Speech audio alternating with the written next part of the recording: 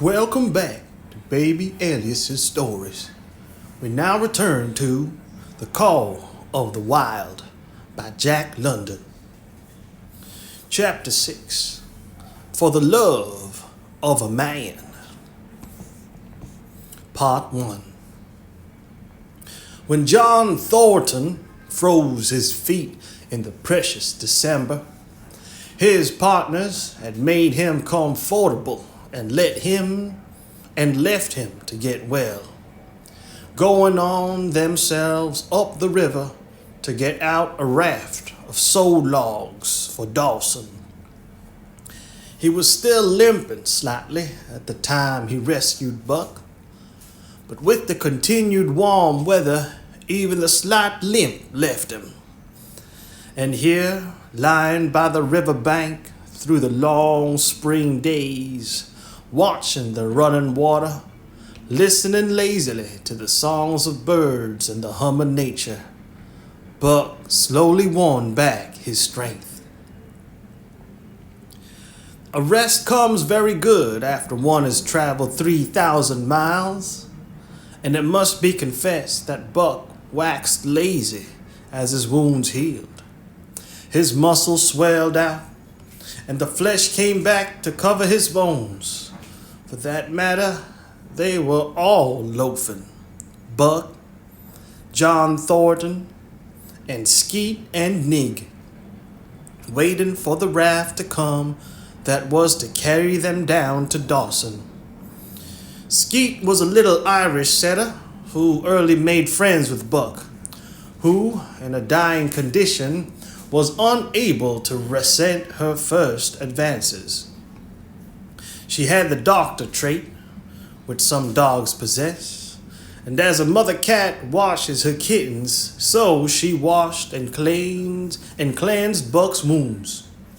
Regularly, each morning, after he had finished his breakfast, she performed her self-appointed task till he came to look for her ministrations as much as he did for Thornton's.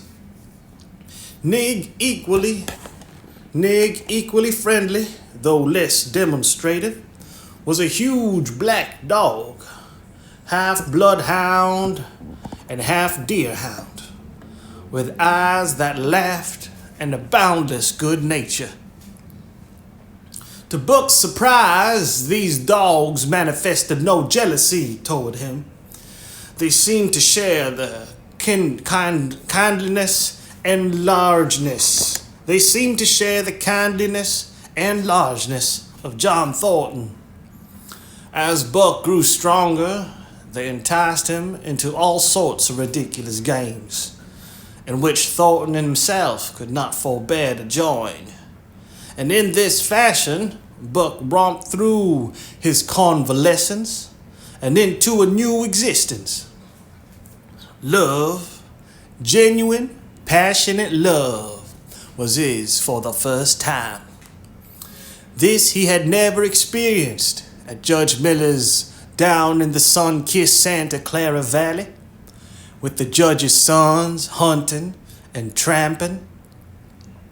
It had been a working partnership with the judge's grandsons, a sort of pompous guardianship, and with the judge himself, stately and dignified friendship.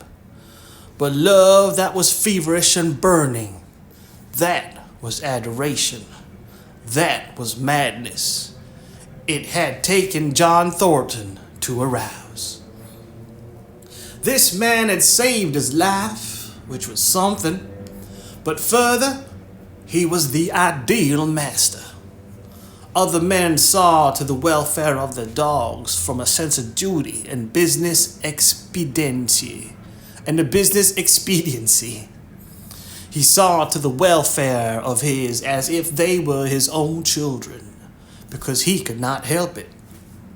And he saw further. He never forgot a kind greeting or a cheering word, and to sit down for a long talk with them. Gas, he called it, was as much his delight as theirs. He had a way of taking Buck's head roughly between his hands and resting his own head upon Buck's, of shaking him back and forth, while calling him ill names that Buck were love names, that to Buck were love names. Buck knew no greater joy than the rough embrace and the sound of murmured oaths, and at each jerk back and forth it seemed that his heart would be shaken out of his body. So great was its ecstasy. And when released, he sprang to his feet, his mouth laughing, his eyes eloquent, his throat vibrant with unuttered sound, and in that fashion remained without movement. John Thornton would reverently exclaim, "Good, you can all but speak." Buck had a trick of love expression that was aching to hurt. He would often seize Thornton's hand in his mouth and close so fiercely that the flesh bore the impression of his teeth for some time afterward. And as Buck understood the oaths to be love words, so the man understood this feigned bite for a caress.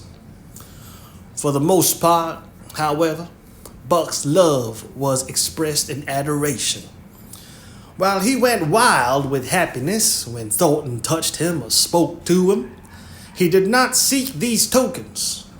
Unlike Skeet, who was wont to shove her nose under Thornton's hand and nudge till petted, or Nig, who would stalk up and rest his great head on Thornton's knee, Buck was content to adore at a distance.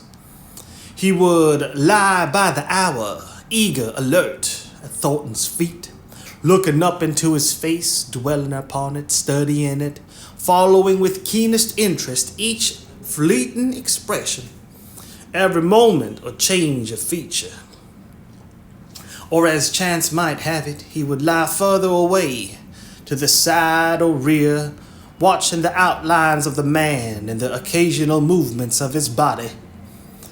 And often, such was the communion in which they lived, the strength of Buck's gaze would draw John Thornton's head around, and he would return the gaze without speech, his heart shining out of his eyes as Buck's heart shone out.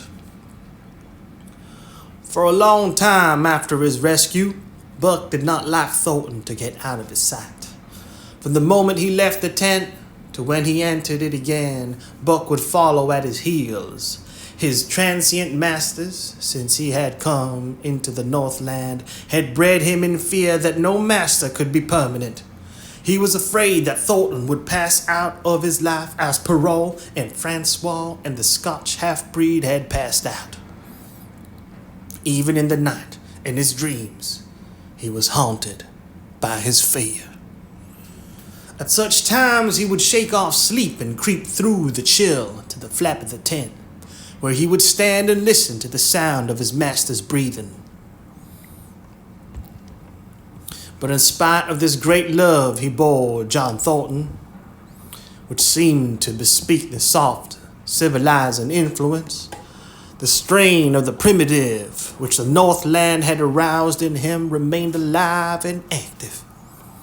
Faithfulness and devotion, things born of fire and roof, were his. Yet he retained his wildness and williness. He was a thing of the wild, come in from the wild to sit by John Thornton's fire, rather than a dog of the soft Southland stamped with the marks of generations of civilization. Because of his very great love, he could not steal from this man, but from any other man in any other camp. He did not hesitate an instant, while the cunning with which he stole enabled him to escape detection. His face and body were scored by the teeth of many dogs, and he fought as fiercely as ever and more shrewdly. Skeet and Nig were too good-natured for quarreling. Besides, they belonged to John Thornton. But the strange dog, no matter what the breed or valor, swiftly acknowledged Buck's supremacy, or found himself struggling for life with a terrible antagonist. And Buck was merciless. He had learned well the law of club and fang, and he never forewent an advantage or drew back from a foe he had started on the way to death. He had lessoned from Spitz and from the chief fighting dogs of the police and mail. He knew there was no middle course. He must master or be mastered. While to show mercy was a weakness, mercy did not exist in the primordial life. It was misunderstood for fear, and such misunderstandings made for death. Kill or be killed, eaten or be eaten, eat or be eaten was the law. And this mandate, down out of the depths of time, he obeyed. He was older than the days he had seen and the breaths he had drawn. He linked the past with the present, and the eternity behind him throbbed through him in a mighty rhythm, to which he swayed as the tides and seasons swayed. He sat by John Thornton's fire, a broad-breasted dog, white-fanged and long-furred. But behind him were the shades of all manner of dogs, half-wolves and wild wolves, urgent and prompting, tasting the savor of the meat he ate, thirsting for the water he drank, scenting the wind with him, listening with him and telling him the sounds made by the wildlife in the forest, dictating his moods, directing his actions, lying down to sleep with him when he lay down, and dreaming with him and beyond him, and becoming themselves the stuff of his dreams. So peremptorily, oh man, peremptorily,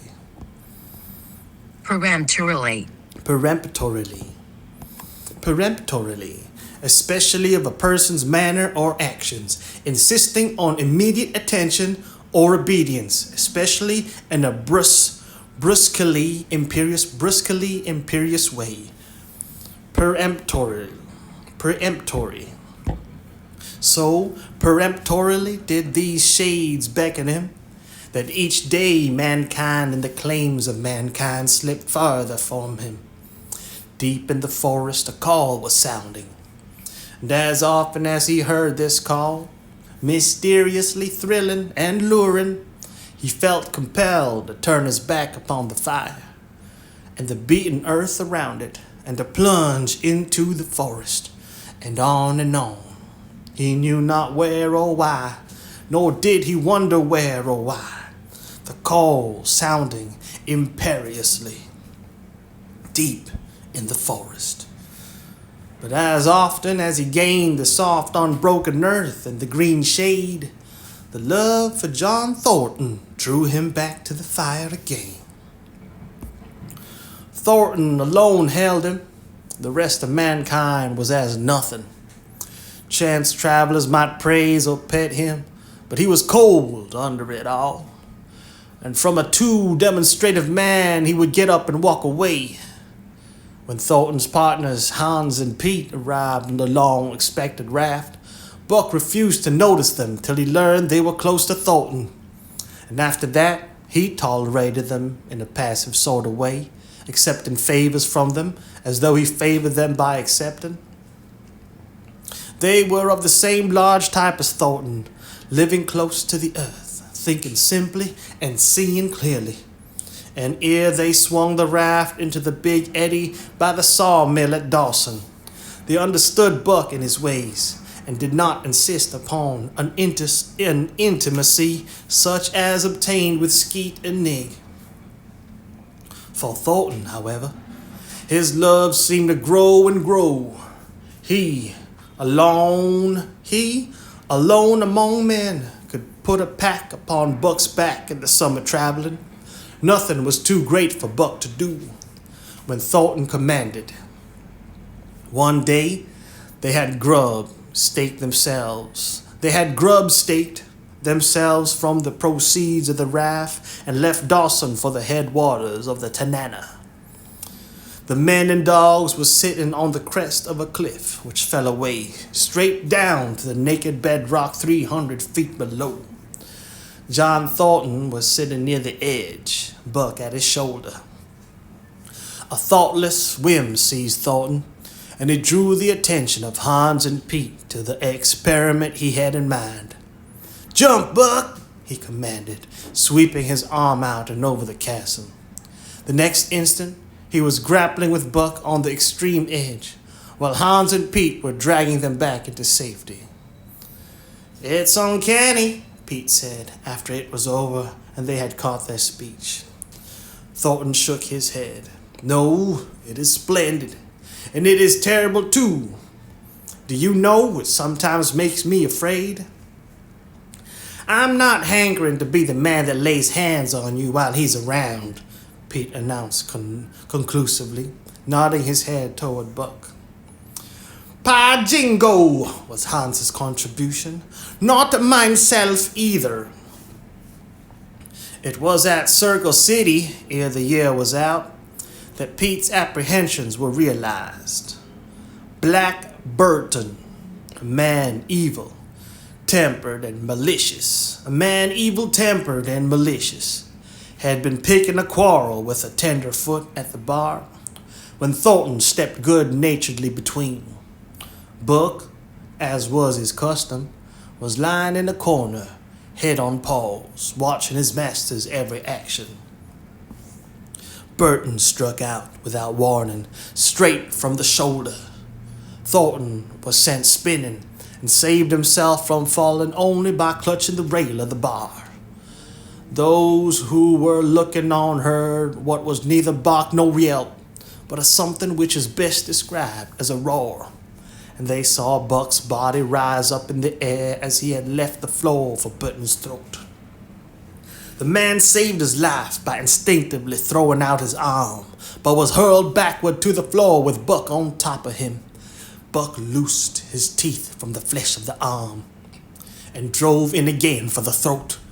This time the man succeeded only in partly blocking, and his throat was torn open. Then the crowd was upon Buck, and he was driven off. But while a surgeon checked the bleeding, he prowled up and down, growling furiously, attempting to rush in and being forced back by an array of hostile clubs. A miners' meeting called on the spot decided that the dog had sufficient provocation and Buck was discharged. But his reputation was made, and from that day his name spread through every camp in Alaska. Later on, in the fall of the year, he saved John Thornton's life in quite another fashion. 3 partners were lining a long and narrow poling boat down a bad stretch of rapids on the 40-mile creek. Hans and Pete moved along the bank, snubbing with a thin manila rope from tree to tree, while Thornton remained in the boat, helping its descent by means of a pole and shouting directions to the shore. Buck, on the bank, worried and anxious, kept abreast of the boat, his eyes never off his master. Part 2. At a particularly bad spot, where a ledge of barely submerged rocks jutted out into the river, Hans cast off the rope, and while Thornton pulled the boat out into the stream, ran down the bank with the end in his hand to snub the boat when it had cleared the ledge. This it did, and was flying downstream in a current as swift as a mill race, when Hans checked it with the rope, and checked too suddenly. The boat flirted over and snubbed into the bank bottom up, while Thornton, flung sheer out of it, was carried downstream towards the worst part of the rapids, a stretch of wild water in which no swimmer could live. Buck had sprung in on the instant, and at the end of 300 yards amid a mad swirl of water, he overhauled Thornton. And when he felt him grasp his tail, Buck headed for the bank, swimming with all his splendid strength. But the progress shoreward was slow. The progress downstream amazingly rapid. From below came the fatal roaring, where the wild current went wilder and was rent in shreds and sprayed by the rocks which thrust through like the teeth of an enormous comb. The suck of the water, as it took the beginning of the last steep pitch, was frightful, and Thornton knew that the shore was impossible. He scraped furiously over a rock, bruised across the second, and struck a third with crushing force. He clutched its slippery top with both hands, releasing Buck, and above the roar of the churning water shouted, "Go, Buck, go!" Buck could not hold his own and swept on downstream, struggling desperately but unable to win back.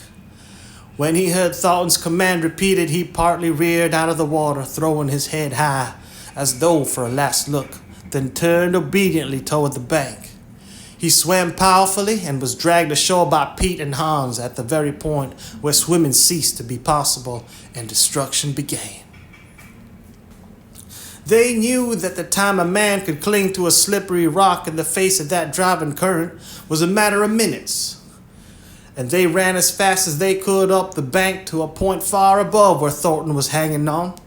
They attached the line with which they had been snubbing the boat to Buck's neck and shoulders, being careful that it would neither strangle him nor impede his swimming, and launched him into the stream. He struck out boldly, but not straight enough into the stream. He discovered the mistake too late when Thornton was abreast of him and a bare half-dozen strokes away while he was being carried helplessly past. Hans promptly snubbed with the rope as though Buck were a boat, the rope thus tightening on him in the sweep of the current. He was jerked under the surface, and under the surface he remained till his body struck against the bank and he was hauled out. He was half drowned, and Hans and Pete threw themselves upon him, pounding the breath into him and the water out of him. He staggered to his feet and fell down. The faint sound of Thornton's voice came to them, and though they could not make out the words of it, they knew that he was in his extremity. His master's voice acted on Buck like an electric shock. He sprang to his feet and ran up the bank ahead of the men to the point of his previous departure. Again the rope was attached, and he was launched, and again he struck out, but this time straight into the stream. He had miscalculated once, but he would not be guilty of it a second time. Hans paid out the rope, permitting no slack, while Pete kept it clear of coils. Buck held on till he was on a line straight above Thornton. Then he turned, and with the speed of an express train headed down upon him. Thornton saw him coming, and as Buck struck him like a battering ram with the whole force of the current behind him, he reached up and closed with both arms around the shaggy neck.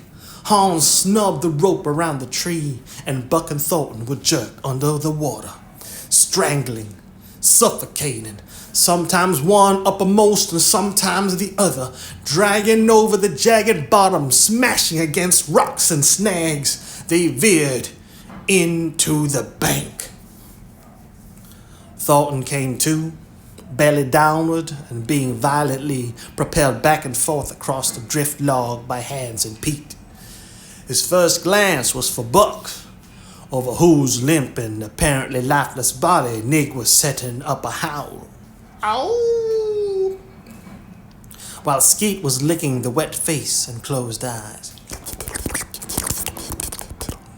Thornton was himself bruised and battered, and he went carefully over Buck's body when he had been brought around, finding 3 broken ribs. "That settles it," he announced. "We camp right here." And camp they did, till Buck's ribs knitted and he was able to travel. That winter at Dawson, Buck performed another exploit, not so heroic perhaps, but one that puts his name many notches higher on the totem pole of Alaskan fame. This exploit was particularly gratifying to the three men, for they stood in need of the outfit which it furnished, and were enabled to make a long-desired trip into the Virgin East, where miners had not yet appeared. It was brought about by a conversation in the El Dorado saloon, in which men waxed boastful of their favorite dogs. Buck, because of his record, was the target for these men, and Thornton was driven stoutly to defend him. At the end of half an hour, one man stated that his dog would start a sled with 500 pounds and walk off with it. A second bragged 600 for his dog, and a third 700. "Pooh, pooh," said John Thornton. "Buck can start 1,000 pounds. "And break it out and walk off with it for 100 yards?" demanded Mathewson, a bonanza king, he of the 700 vaunt. "And break it out and walk off with it for 100 yards, John Thornton said coolly. "Well," Mathewson said, slowly and deliberately, so that all could hear, "I've got $1,000 that says he can, and there it is." So saying, he slammed a sack of gold dust the size of a bologna sausage down upon the bar. Boom! Nobody spoke. Thornton's bluff, if bluff it was, had been called. He could feel a flush of warm blood creeping up his face. His tongue had tricked him. He did not know whether Buck could start. 1,000. His tongue had tricked him. He did not know whether Buck could start 1,000 pounds. Half a ton. The enormousness of it appalled him. He had great faith in Buck's strength and had often thought him capable of starting such a load, but never as now had he faced the possibility of it. The eyes of a dozen men fixed upon him, silent and waiting. Further, he had no $1,000, nor had Hans and Pete. "I've got a sled standing outside now with 20, 50-pound sacks of flour on it," Mathewson went on with brutal directness. "So don't let that hinder you." Thornton did not reply. He did not know what to say. He glanced from face to face in the absent way of a man who has lost the power of thought and is seeking somewhere to find a thing that will start it going again. The face of Jim O'Brien, a mastodon king and old-time comrade, caught his eyes. It was a cue to him, seeming to rouse him to do what he would never have dreamed of doing. "Can you lend me 1,000?" he asked, almost in a whisper. "Sure," answered O'Brien, thumping down a plethoric sack by the side of the Mathewsons. "Though it's little faith I'm having, John, that the beast can do the trick." The El Dorado emptied its occupants into the street to see the test. The tables were deserted, and the dealers and gamekeepers came forth to see the outcome of the wager and to lay odds. Several hundred men, furred and mittened, banked around the sled within easy distance. Mathewson's sled, loaded with 1,000 pounds of flour, had been standing for a couple of hours, and in the intense cold it was 60 below zero. The runners had frozen fast to the hard, packed snow. Men offered odds of 2 to 1 that Buck could not budge the sledge. A quibble arose concerning the phrase, "break out." O'Brien contended it was Thornton's privilege to knock the runners loose, leaving Buck to break it out from a dead standstill. Mathewson insisted that the phrase included breaking the runners from the frozen grip of the snow. A majority of the men who had witnessed the making of the bet decided in his favor, whereat the odds went up to 3 to 1 against Buck. There were no takers. Not a man believed him capable of the feat. Thornton had been hurried into the wager, heavy with doubt, and now that he looked at the sled itself, the concrete fact, with the regular team of 10 dogs curled up in the snow before it, the more impossible the task appeared. Mathewson waxed jubilant. 3 to 1, he proclaimed. I'll lay you another 1,000 at that figure, Thornton. What do you say? Thornton's doubt was strong in his face, but his fighting spirit was aroused. The fighting spirit that soars above odds fails to recognize the impossible, and is deaf to all save the clamor for battle. He called Hans and Pete to him. Their sacks were slim, and with his own, the three partners could rake together only $200. In the ebb of their fortunes, the sum was their total capital. Yet they laid it unhesitatingly against Matthewson's 600.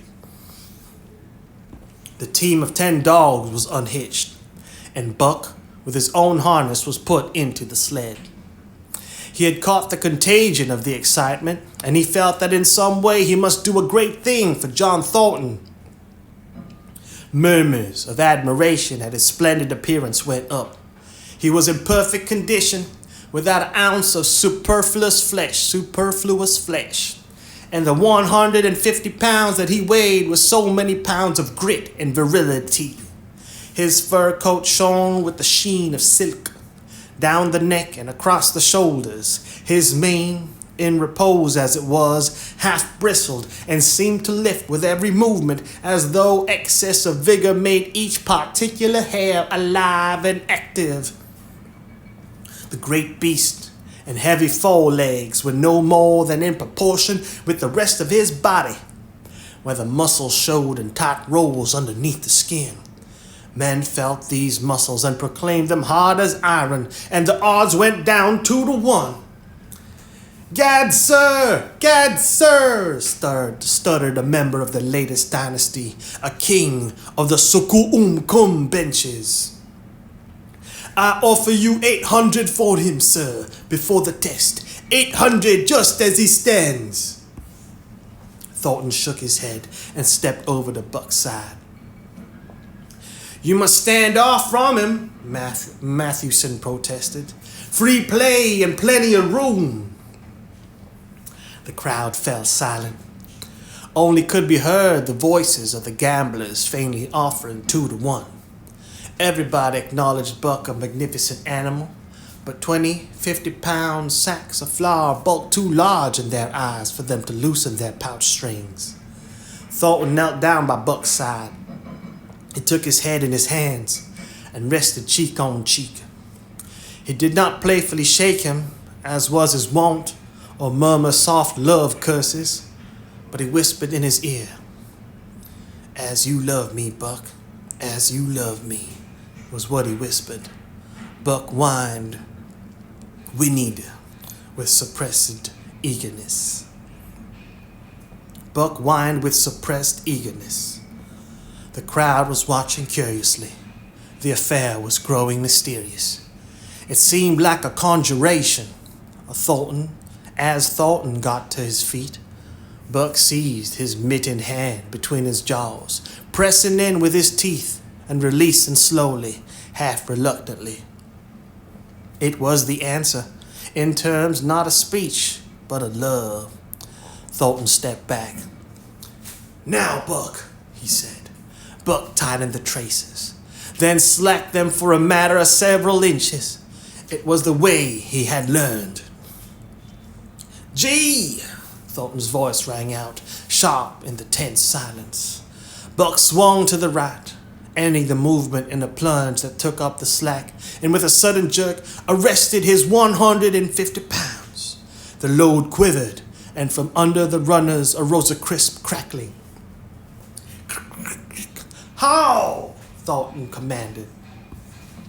Buck duplicated the maneuver, this time to the left. The crackling turned into a snapping, the sled pivoting, and the runners slipping and grating several inches to the side. The sled was broken out.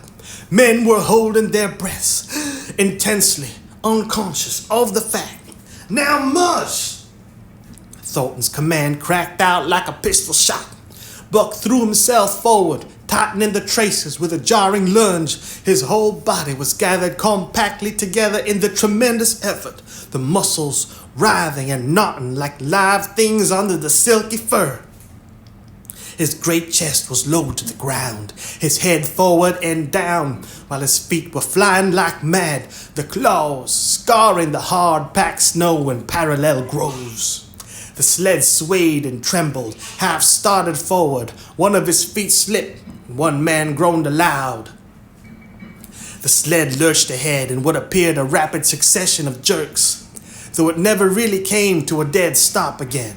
Half an inch, 2 inches, the jerks perceptibly diminished. As the sled gained momentum, he caught them up till it was moving steadily along. Men gasped and began to breathe again, unaware that for a moment they had ceased to breathe. Thornton was running behind, encouraging Buck with short, cheery words. The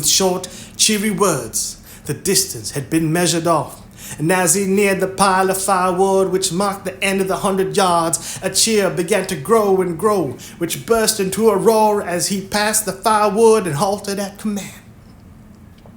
Every man was tearing himself loose, even Matthewson. Hats and mittens were flying in the air. Men were shaking hands, it did not matter with whom, and bubbling over in a general incoherent babble. But Thornton fell on his knees beside Buck. Head was against head, and he was shaking him back and forth. Those who hurried up heard him cursing Buck, and he cursed him long and fervently, softly and lovingly. Gad, sir, sputtered the Skookum bench king. I'll give you 1,000 for him. Sir, 1,000, sir, 1,200, sir. Thornton rose to his feet. His eyes were wet. The tears were streaming frankly down his cheeks. Sir, he said to the Skookum bench king.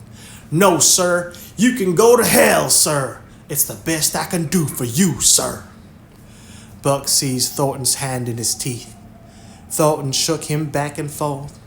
As though animated by a common impulse, the onlookers drew back to a respectful distance, nor were they again indiscreet enough to interrupt.